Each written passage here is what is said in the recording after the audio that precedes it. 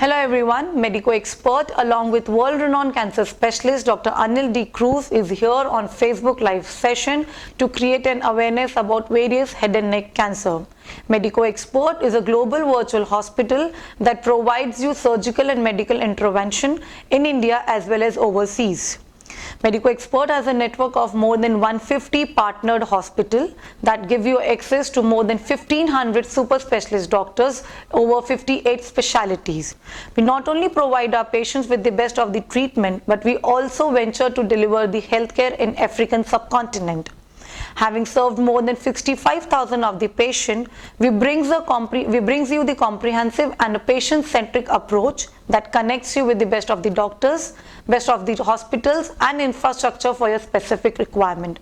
The main offerings of MedicoExperts are: we conduct OPD and surgical camps, medical tourism, online video consultation, tour and wellness packages, and we also collaborate with government and corporates to reduce the healthcare spending.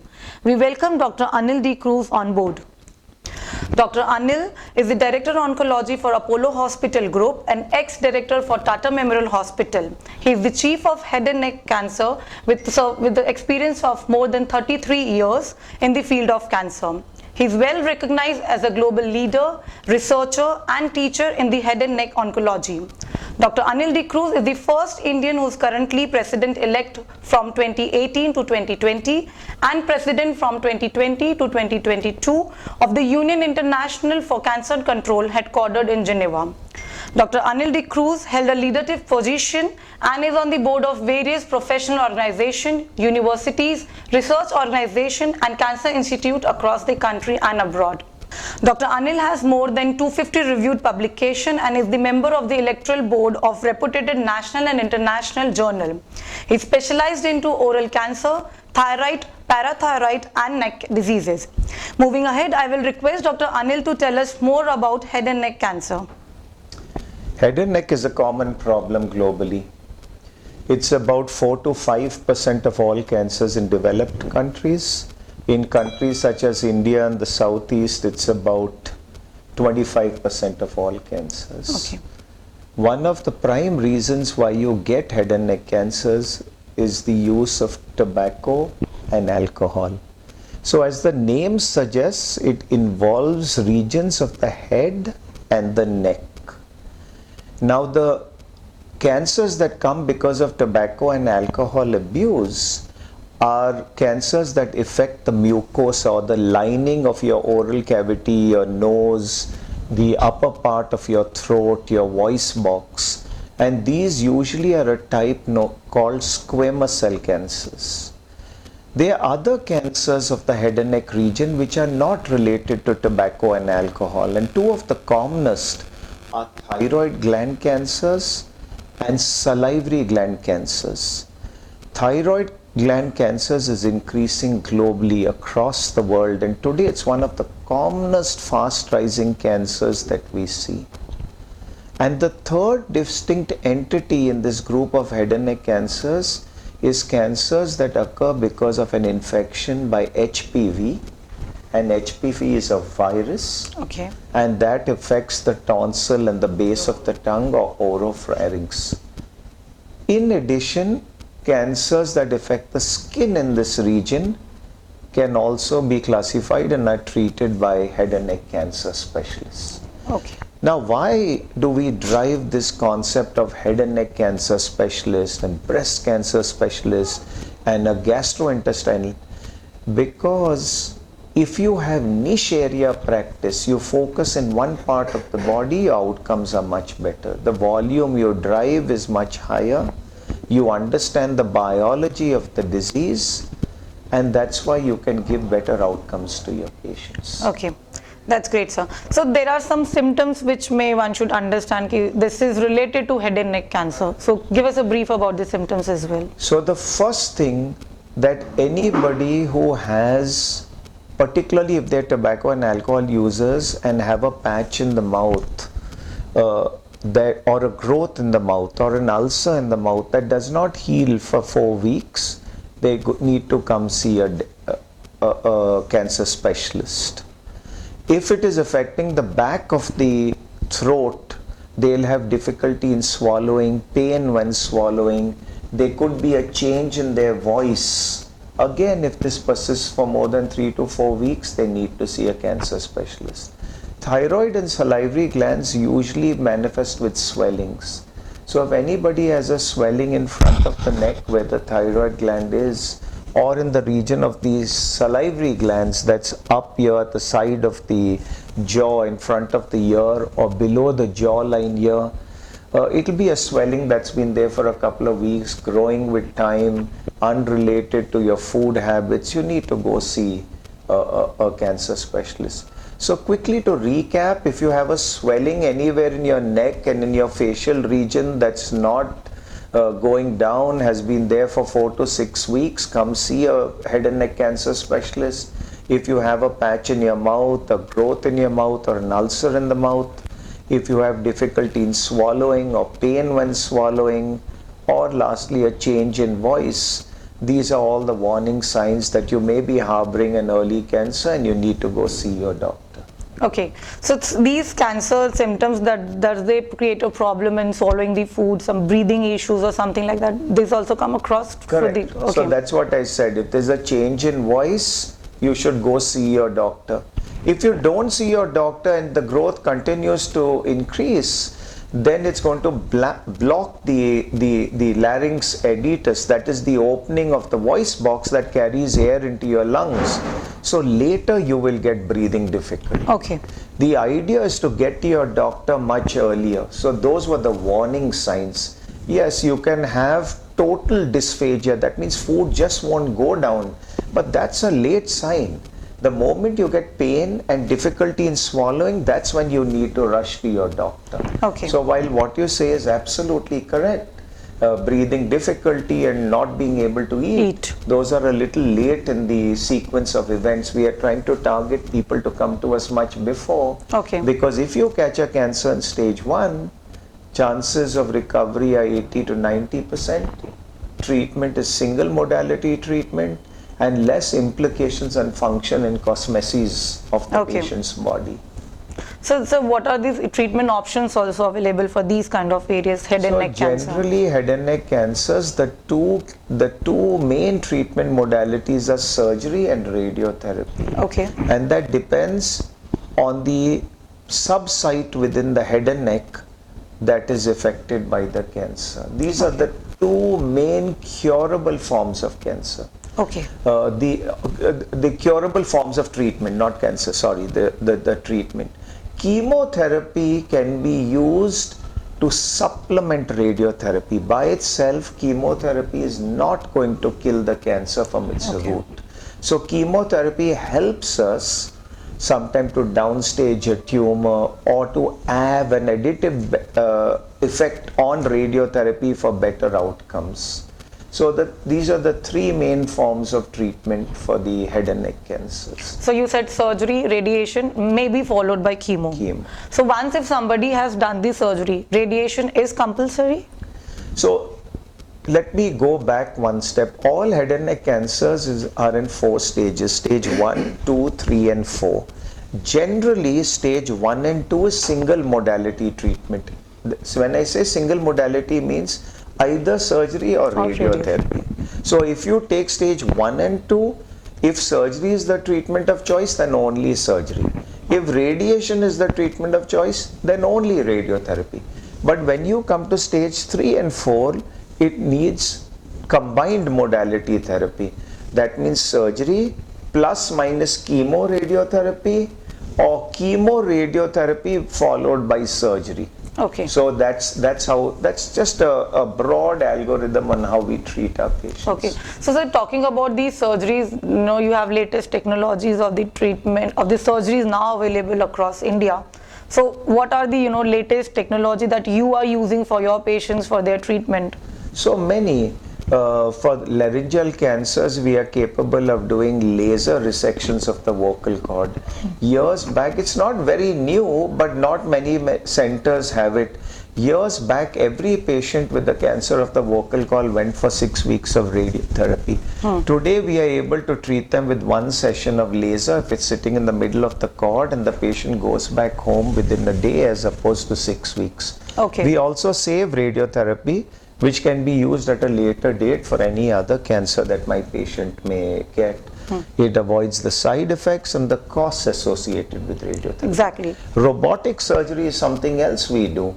So sometimes we have to tackle lesions of the tonsil and the base of tongue, which we now do with the robotic surgery. We do other fine methods of, say, intraoperative nerve monitoring when we are operating on the thyroid if it's required. That makes surgery safer for our patients. So these are small advances in the field in technology that add to safety of our patients and ensures better outcome. Today, no patient who undergoes a head and neck cancer has what is called the old flaps, which we used to call axial flaps. Today, all patients that we reconstruct have microvascular free flaps. So when I say microvascular, as the name suggests, microvascular. Micro means small and vascular means blood vessels. So when I excise a big cancer of the oral cavity, I will get 2 small vessels from the neck, which I'll give to my plastic surgeon or keep ready for the plastic surgeon. Now, depending on the defect that we've created to clear the cancer, he or she will harbor a flap on 2 small vessels and take it up to the neck. Now, the 2 vessels with the flap and the 2 vessels that I have saved will be joined by means of microscopic anastomosis. Okay. So the flap is living. It gives the best cosmetic and functional outcomes and has upwards of 95% surety that it will succeed. So great. So that means if somebody is going for the surgery, so cuts and everything will be completely covered with the help of the plastic surgeries. No, the cuts would not be completely covered, but the incisions will be placed along skin crease lines so that they get hidden within that. So they're not visible. Yeah. So again, you ask a very relevant question. The first priority for me as a doctor is to secure my patient's life. Yeah, true. So I have to get wide across that tumor with a minimum of a 5 millimeter margin. Okay. But in addition to securing someone's life, there's also an emphasis on the quality of life of our patients. And that's where we look at functional and cosmetic rehabilitation. So when I say cosmetic is making the scar near invisible. Yeah. If I do a simple thyroid operation that normally takes a scar across the lower neck, for years and years we would close this through various surgical techniques. But now we get the plastic surgery involved, or we take stitches under the skin so that the needles marks are not seen. We use fine suture material. Sometimes we just use staplers or steri strips, which are small plastic plaster strips across the skin that brings the 2 edges together so that the scar is near invisible maybe 6 weeks after surgery. Okay, so you mentioned you use staplers as well sometimes. So, crossing towards these detective machines in the airports and everything, is it really safe, or is some of the other issues? Yeah, these are all safe. That's great. So, the robotic surgery is available for all kind of head and neck, or specifically for some kind of? In fact, robotic is used in a bigger way for other cancers and not head and neck. It's used for cancers of the prostate, used for GI cancers, used for gynec cancers. In the head and neck, in the West, it's evolving for the tonsil and base of tongue because they're seeing a rising epidemic of cancers in these 2 sites because of HPV infection, which is human papilloma virus infections.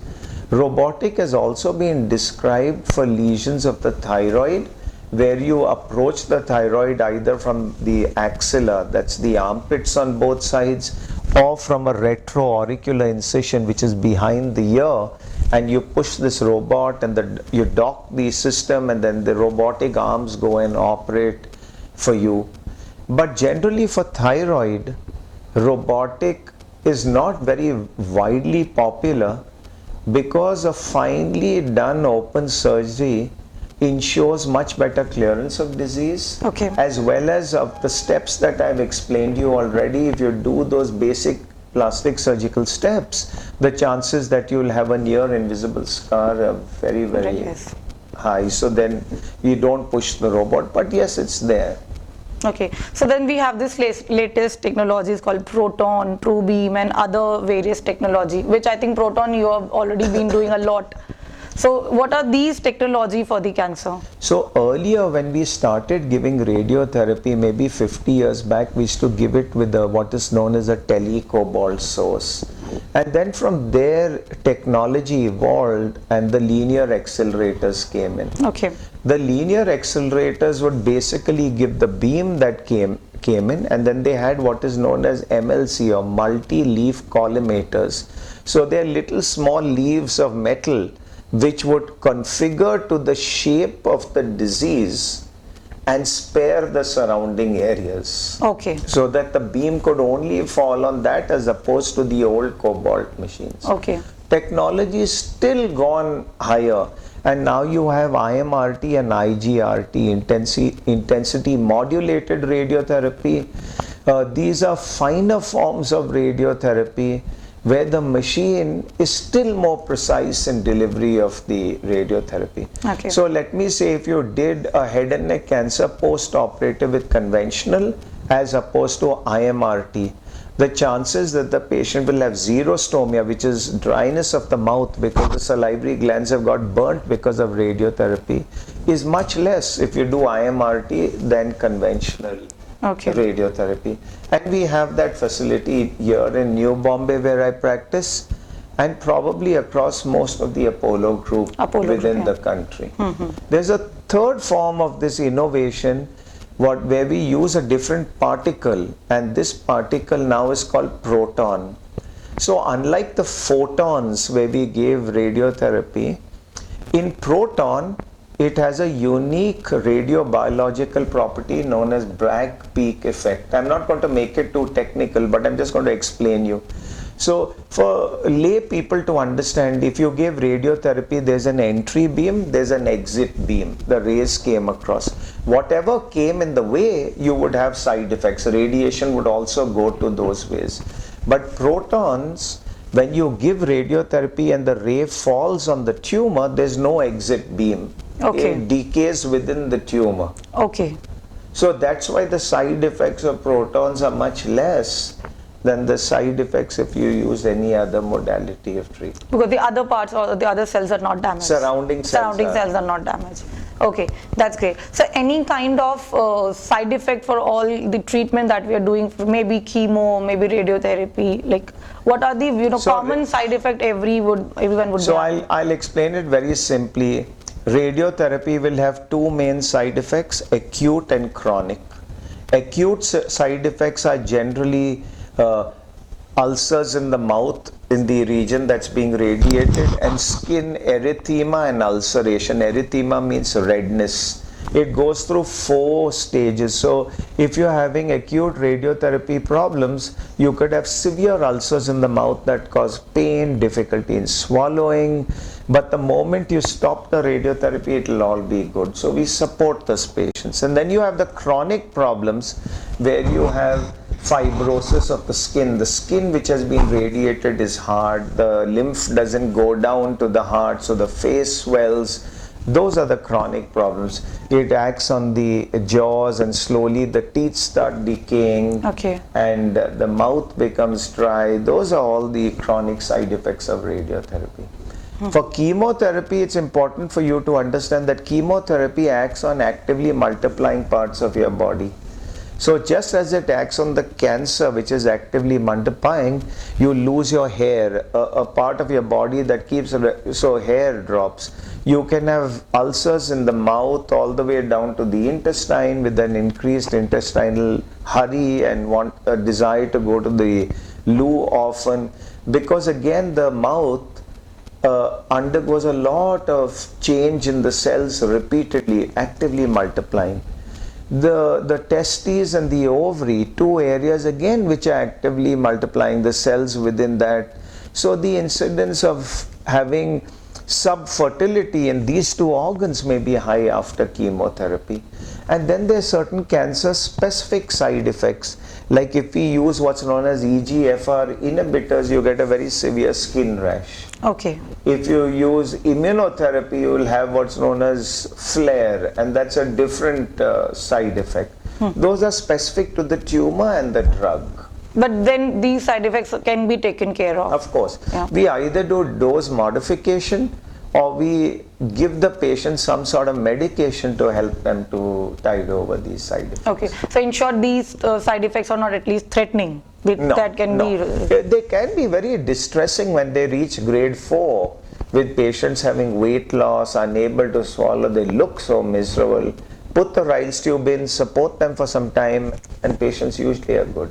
Okay, great, sir. So what do you prefer, say that these are the preventive measures after your surgery is done or the radiation is done. So what are the preventive measures to make sure that, this cancer is not reoccurring? There's very little you can do in head and neck cancer to prevent its reoccurrence, particularly the tobacco and alcohol related. So when you take tobacco or alcohol, the effect of tobacco acts from the lips all the way down to the terminal alveoli of your lung, all the way down to the bottom of the food pipe. Because as you chew tobacco or you smoke tobacco, it will go down into your lungs, it will go down all over. So the changes that cause cancer will occur in other parts of the body, and you may have people getting what is known as a second primary, a third primary. So we called it multiple subsequent primaries. Okay. And it's because of field cancerization of the entire mucosa, and that's why it occurred at one place first and later it comes as other places. Okay. So of all patients cured, about 1% of them get a new second primary every year in addition to the cancer for which they were cured happened. Okay. So that in brief is, you can prevent it by taking a diet rich in vitamin A, C and E. We did do research looking at giving chemo-preventive drugs such as curcumin, which is haldi, or diets rich in vitamin A, C and E, or artificial vitamin A, C and E substitutes, but none of them have panned out into real life. Okay. So really what I tell my patients is grab one of your kids' science books, read a little bit of what is a good healthy diet rich in vitamin A, C and E, and these are chemopreventive, and that's what you really need to do. And of course stay off your tobacco and alcohol totally. Okay, so now when we are coming up like, okay, the person has gone after the surgery back to their country and for the radiation also, how often the patient need to travel to India again for some kind of follow-ups or something? That's an interesting question. It varies according to which part of the head and neck is affected, but for the broad tobacco related cancers, for the first 2 years the patient is at the highest risk of getting a recurrence. So I always tell patients come every 2 to 3 months, otherwise alternatively show a local doctor there and just WhatsApp or fax me the report and I'll tell you that everything is good. Okay, so thyroid is much slower growing, and in thyroid if we operate we call patients after 6 months to a year.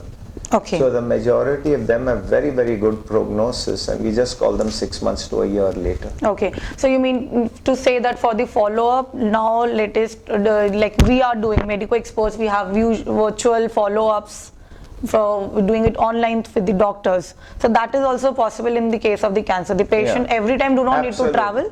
Through our online portal, through MedicoExperts portal where we have all doctors on our panel, we can do online follow-ups as well. That's great. So now we need to understand more about the investigations. Like if for example one has, you said ulcer for example, or problem in swallowing for 4 weeks if you have, then you need to go and visit a doctor. So when we go and visit, there are some set of investigations also that we need to do it. So what are these investigations? So it's not really that you have to do investigations. The investigation is appropriate imaging. The easiest way for you to go for a checkup is go to your doctor. He looks at your oral cavity or mouth with a good torchlight and tongue blades and a little flexible scope where he can see the back of your throat. So basically it's an office procedure. You don't need anything very, very complicated. If it's things like thyroid and things like that, then maybe an ultrasound of the neck. And for these mucosal head and neck lesions, you might need to do a CT or an MR depending on gauging the extent, but that's after initial clinical examination. Okay, that's great. So, a small summary about how and when patient should be aware that okay, now this is the time, a first symptom or the time they should visit a cancer specialist or a head and neck cancer specialist like you. So, a small summary about what patients should know about head and neck cancer. So I would say head and neck cancers by and large are preventable. Stay away from tobacco and alcohol and you won't get a head and neck cancer 90% of the time. In case you're in the unlucky group that gets it, be aware of early symptoms, a patch, ulcer, or a growth in the oral cavity that's in the mouth, or difficulty in swallowing, a change in voice, which again are early signs. Okay. So prevent it, early detect it. Now for the other cancers like thyroid and salivary gland, there's precious little we can do to prevent it. But at least early detect it. You see a nodule, go to the doctor, put a needle and do an ultrasound and you'll get very, very good results. Okay. Okay, thank you so much, sir, for giving us your time. I even thank you all the viewers for coming up for this Facebook Live session, and hope you get all your questions answered. And thank you so much, sir, for giving us your time again. Thank you. Thanks, Monan. Thank you.